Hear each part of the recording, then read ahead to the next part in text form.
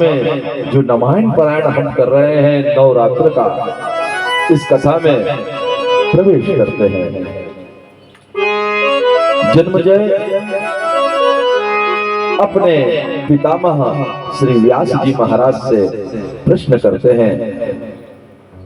तो श्री व्यास जी महाराज भगवान श्री कृष्ण के जन्मोत्सव की कथा सुनाते हैं। कल की कथा का विराम भगवान श्री कृष्ण के जन्मोत्सव पर ही हुआ था और भगवान श्री कृष्ण का लीला चरित्र इतना विस्तार है कि उस विस्तार के लिए एक पुराण की रचना अलग से हुई है, जिसे श्री वेद व्यास जी ने स्वयं रचा है।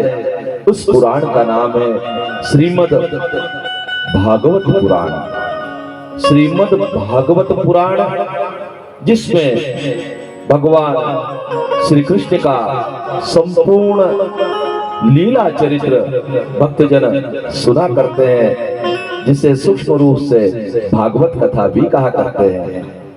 लेकिन श्रीमद् देवी भागवत महापुराण में भगवान श्री कृष्ण के चरित्र का भी कुछ अंश गायन है। अगर हम उसका विस्तार करते जाएं तो देवी भागवत महापुराण बहुत विस्तार से बताया गया है। हम इस महापुराण के कुछ प्रसंगों का श्रवण करेंगे,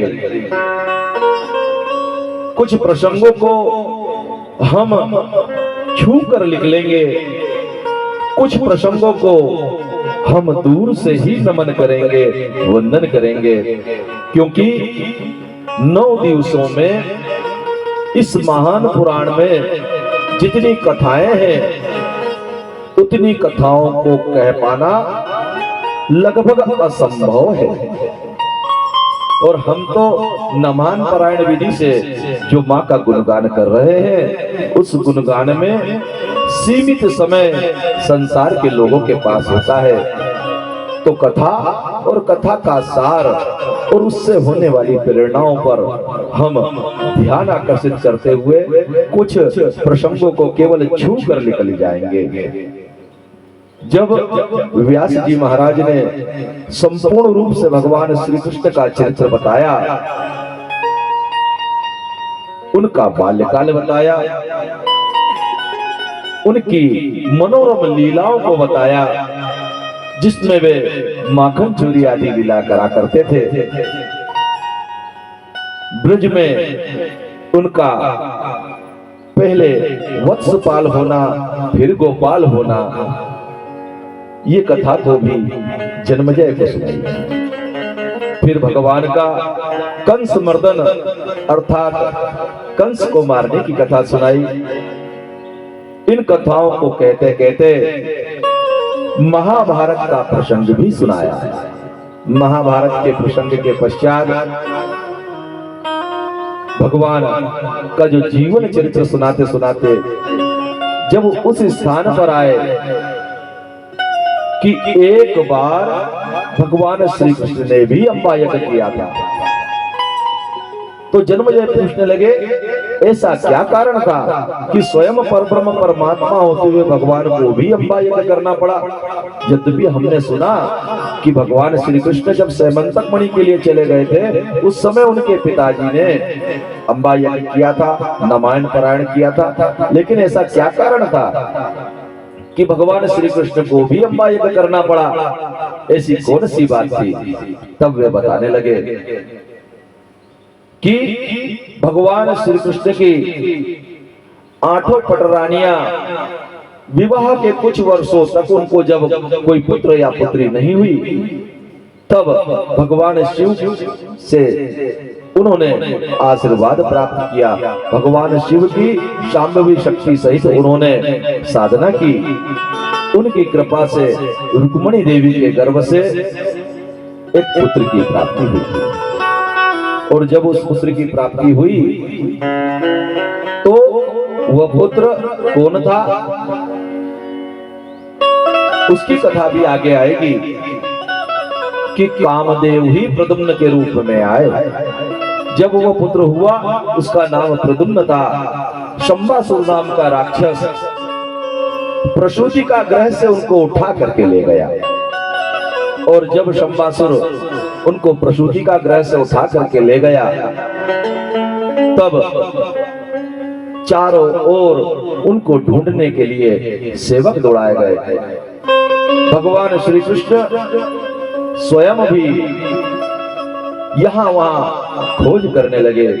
जब वे निराश हो गए तो भगवती की शरण आए, और भगवती के शरण आकर के उनसे कहते हैं कि हे मां, हे जगत जननी, मैं जानता हूं कि संसार में तेरी ही क्रियाकलाप सारे लोग कर रहे हैं, तेरी ही चेष्टा से जो भी कुछ होता है तेरी ही इच्छा से हुआ करता है। हे भगवती, क्या मैं जानता नहीं कि मेरे पहले मेरे 6 भाई कंस के द्वारा मारे गए थे, और सप्तम भाई को जब आपने आकर्षण शक्ति के द्वारा मेरी माता के गर्भ से निकाल करके रोहिणी माता के गर्भ में स्थापित किया था, ये आपकी ही तो कृपा की थी। आपकी ही योग माया से मेरी मां के गर्भ से बलराम जी को आपने रोहिणी के गर्भ में कर दिया था। परीक्षित पूछने लगे कि ऐसा क्या हुआ? तब उस समय बताते हैं कि माता की संकर्षण शक्ति से, योग माया के बल से गर्भ का दूसरी माता के गर्भ में स्थापन कर दिया गया। आज तक विज्ञान इतना विकसित हो गया है, लेकिन उस विज्ञान ने अभी तक यह खोज नहीं कर पाई है कि एक माता के शरीर से 5 माह का बालक दूसरी माता के शरीर में बदला जा सके। फिर भगवान श्री कृष्ण कहने लगे कि हे मां, मैं आपकी माया को जानता हूं, आपने ही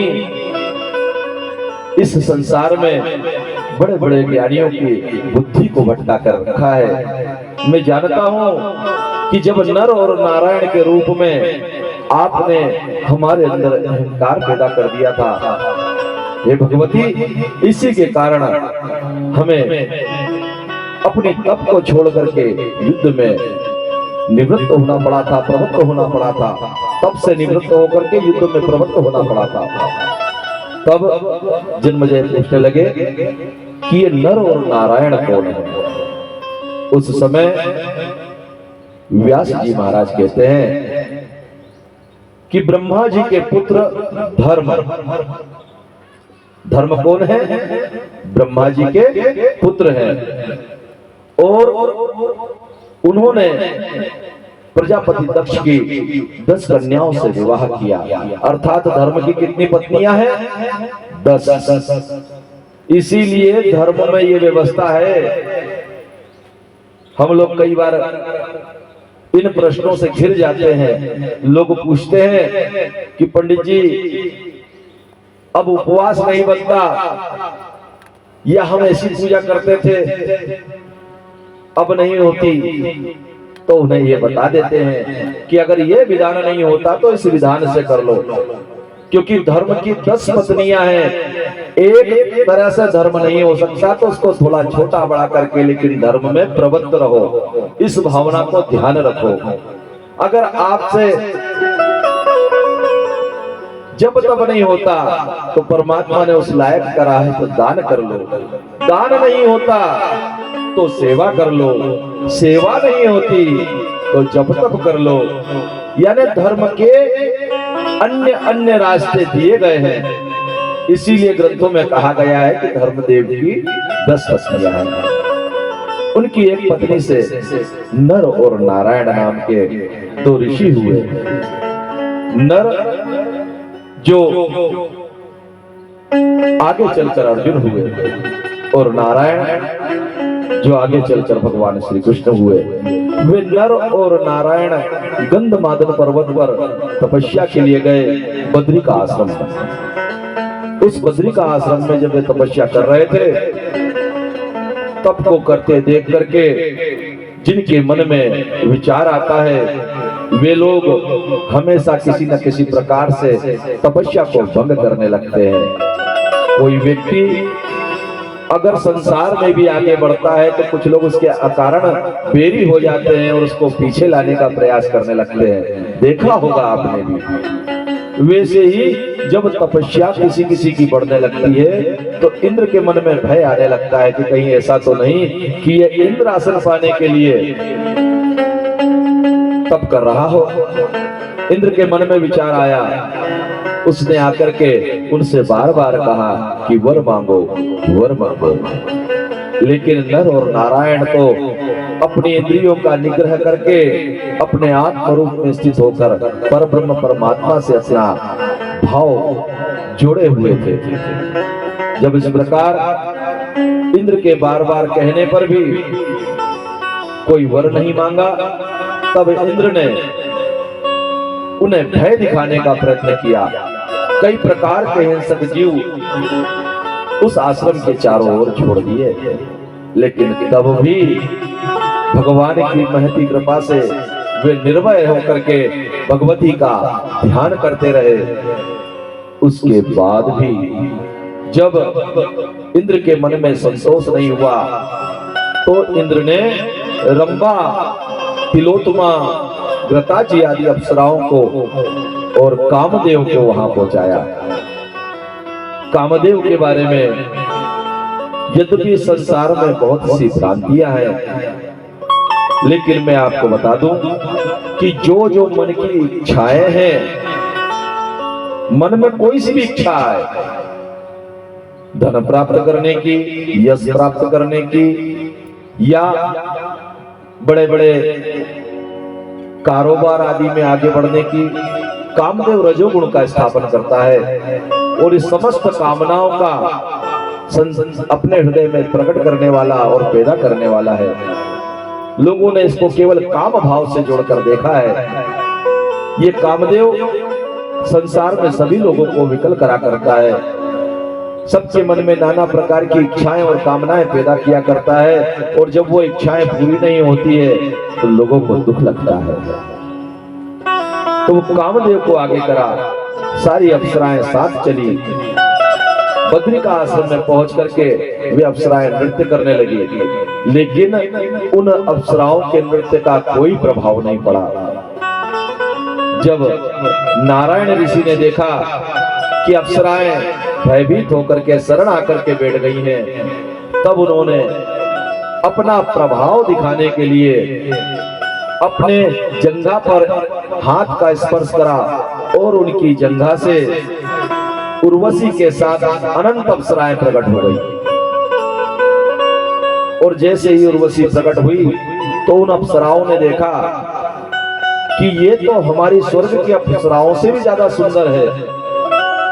तब उन अप्सराओं का मोह भंग हो गया, और उस मोह को भंग करने के बाद नर और नारायण ने उन अप्सराओं से कहा कि हे देवी, आप जाइए और इन अप्सराओं को भी साथ में ले जाइए। इंद्र से कहिएगा कि ये समस्त अप्सराएं उनको हमने भेंट कर दी। वे अप्सराएं उनसे कहती हैं कि महाराज, हम आपसे हार चुके हैं, हम आपको पति रूप में वर्ण करना चाहती हैं। तब नारायण देव ने कहा कि देवियों, मैं तप में निरत हो चुका हूं और भगवती की साधना में निरत हूं। अब इस प्रकार का कोई भी कर्म मुझसे ना होगा। विचार करते हैं, नर उन्हें समझाते हैं कि इन्हें शीघ्र इंद्र के पास पहुंचा दीजिए, क्योंकि अगर मन में अहंकार ज्यादा जम जाए, आपने अहंकार वश अपने उरु से उर्वशी आदि अप्सराओं को तो निकाल दिया, लेकिन अहंकार ज्यादा समय अगर मन में रह जाता है तो व्यक्ति का पतन हो जाता है और पतन क्रोध में चला जाता है। क्या नारायण, आप भूल गए कि एक बार भगवती की माया से प्रेरित होकर हमने प्रहलाद जी के साथ युद्ध करा था? जन्मजय पूछने लगे। कि प्रहलाद जी के साथ युद्ध कैसे हुआ। प्रहलाद जी तो स्वयं भगवत भक्त हैं, उनके साथ नर और नारायण का युद्ध। तब बताते हैं कि एक बार की बात है, च्यवन्य ऋषि नर्मदा जी में स्नान को गए, और जब नर्मदा जी में स्नान को गए तो एक विशाल सर्प ने उनके पांव को पकड़ लिया। जब उनके पांव को पकड़ा तो उनको लेकर के वो जल में गहराई में जाने लगा। जल की गहराई में जब च्यवन्य ऋषि पहुंचे तो उन्होंने भगवान श्रीहरि का ध्यान किया। श्रीहरि के ध्यान से उस सर्प का विष समाप्त हो गया, और जब विष समाप्त हुआ तो सर्प भयभीत हो गया। भयभीत होकर के उसने उन ऋषि को छोड़ दिया, लेकिन जितना वो उन्हें खींच चुका था तब तक वो पाताल के द्वार पर पहुंच गए। और पाताल में जब पहुंचे तो ऋषि को आया देख करके नाग कन्याएं उनका पूजन करती है। नाग कन्याओं ने जब उनका पूजन किया, वे उस पाताल लोक में भ्रमण करने लगे। पाताल लोक में यहाँ वहां सम्मान पाते हुए एक दिन उनको प्रहलाद जी के दर्शन हुए। ये प्रहलाद जी वही हैं भगवान ने नरसिंह रूप लेकर के जिनकी रक्षण की थी, हिरण्यकश्यप के पुत्र। और ये भगवती की आज्ञा से पाताल लोक में चले गए थे। अब भगवती की आज्ञा कैसी हुई, क्या हुई, वही कथा यहां पर बताई जा रही है कि जब प्रहलाद जी से उनकी भेंट हुई च्यवन्य ऋषि की, उन्होंने उनका पूजन किया। पूजन करने के बाद बहुत प्रकार से उनका सम्मान किया और उनसे पूछने लगे कि हे ऋषिवर, आप बताइए, आप तो भगवान के श्रेष्ठ भक्तों में से हैं, आपने पराम्बा की स्तुति की है, आप तो ज्ञान और ध्यान में प्रवीण हैं, क्या आप देवराज इंद्र की ओर से मेरी पुरी के अंदर गुप्तचर के रूप में आए हैं? क्या आप देवराज इंद्र के द्वारा भेजे गए हैं? क्या देवराज इंद्र मुझे यहाँ पर भी सुखपूर्वक नहीं रहने देना चाहते? जब इस प्रकार से ऋषि च्यवन्य से पूछा तब ऋषिवर कहते हैं कि हे दैत्य श्रेष्ठ, मुझे इंद्र से या किसी भी राजा से कोई प्रयोजन नहीं। मैं तो भगवती नर्मदा जी में स्नान के लिए गया था। कल ही नर्मदा जयंती है ना, कल नर्मदा जयंती भी है और शीतला माता का भी जन्मोत्सव है। शीतला माता जो किसी भी पूजन के पहले जब मातृका लेकर के आते हैं तो शीतला माता के द्वार से ही लाते हैं। उनका पूजन भी होता है। इस गुप्त नवरात्रा में उनका जन्मोत्सव का समय भी आता है। नर्मदा जयंती और शीतला अष्टमी दोनों ही साथ में है और नर्मदा जी का गुणगान तो अनंत है। श्रीमद् भागवत में एक कथा आती है कि राजा बलि जब यज्ञ कर रहे थे और भगवान वामन का रूप लेकर के वहां पर पहुंचे तो उस समय वे नर्मदा के तीर पर यज्ञ कर रहे थे और नर्मदा के तीर पर जब यज्ञ किया तब भगवान ने वामन रूप लिया और वामन रूप लेकर के 3 पग की जगह मांगी। 3 पग की जब जगह मांगी तो पहले पग में तो स्वर्ग आदि समस्त लोक ले लिए, दूसरा पग ब्रह्मलोक तक चला गया। जब ब्रह्मलोक में भगवान का पग गया उस समय ब्रह्मा जी ने उन चरणों को पहचान लिया कि ये चरण में शंख चक्र गदा है, कमल का पुष्प है। तब ब्रह्मा जी ने शीघ्र ही उन चरणों को धोने के लिए जल लिया। भगवान कहाँ खड़े थे? नर्मदा तट के किनारे, जहां पर महाराज बलि यज्ञ कर रहे थे। वहीं से जल लिया और उस जल को लेकर के भगवान के चरणों को धो करके उनकी चरण धुली अर्थात चरण का धोवन उन्होंने अपने कमंडल में रख लिया। वही चरणों का धोया हुआ जल बाद में गंगा जी के रूप से संसार में आया। अर्थात नर्मदा जी तो गंगा जी से भी प्राचीन है। इस बात को जाने और एक बात बताता हूं कि संसार में जब भी प्रलय आया नर्मदा खंड बचा रहा। नर्मदा खंड में प्रलय नहीं आता। ये नर्मदा खंड जो है अतिशय पावन पुरातन और बहुत ही संतों और तपोनिष्ठों की भूमि है। संतों और तपोनिष्ठों का नाम आते ही हमारे इस पांडाल में भगवती की कृपा हुई और भगवती के एक महान साधक जो मां बगलामुखी के साधक हैं और वे यहाँ पर